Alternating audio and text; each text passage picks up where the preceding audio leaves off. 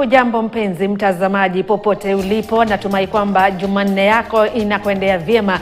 Karibu sana kwenye taarifa za mbiu ya KTN. Kuna mengi ambayo tumekuandalia jioni ya leo.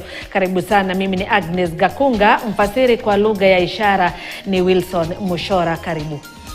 Familia moja kutoka eneo la Segani, Tala, kaunti ya Machakos inalilia haki baada ya mwana wao wa gredi ya 10 kufariki katika hali ya kutatanisha akiwa shuleni.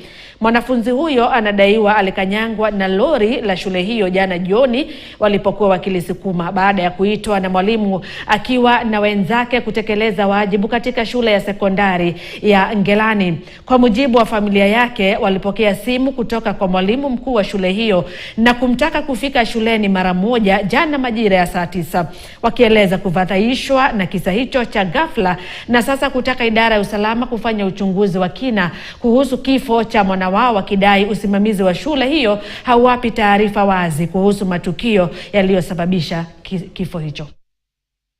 Serikali ilikuwa DCI na kutokana na postmortem tumeambiwa mtoto alikuwa na pneumonia, na kulingana na vile enyewe ilikuwa inaonekana haikuwa ya siku hiyo, ni kama alikuwa mgonjwa for some days.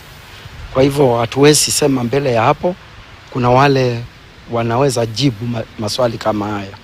Kile ningeomba ni vile nilisema mwanzoni, mtoto akionekana ako na shida ya kimwili apeane kwa mzazi wakati unaofaa.